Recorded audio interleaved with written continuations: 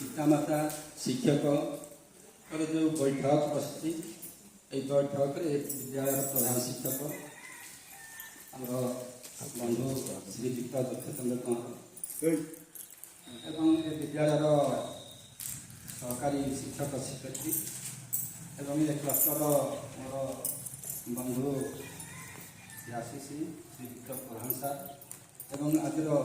मुख्य उद्देश्य होती छात्र छात्री मानकर पितामाता एवं अभिभावक समस्त को मोर नमस्कार एवं अभिनंदन जनाऊँ।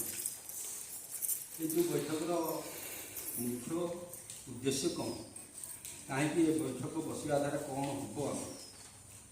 पिला तो स्कूल गला मास्टर तो पाठ पढ़े नहीं कि आमर भल शिक्षक शिक्षयित्री मैंने विद्यालय अच्छा कहीं मूल जदि भल हुए परिवार से परिवारटा समस्त भल जमी देशर जड़े लोक भल बोली ये भारत को सब देश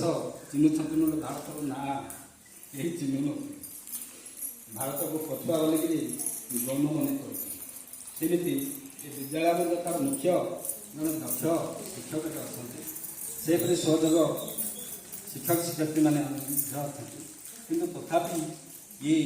बैठक आवश्यकता कौन अच्छी ना आमर सेंट्राल प्रेस होती आम पुओ आम जहाँ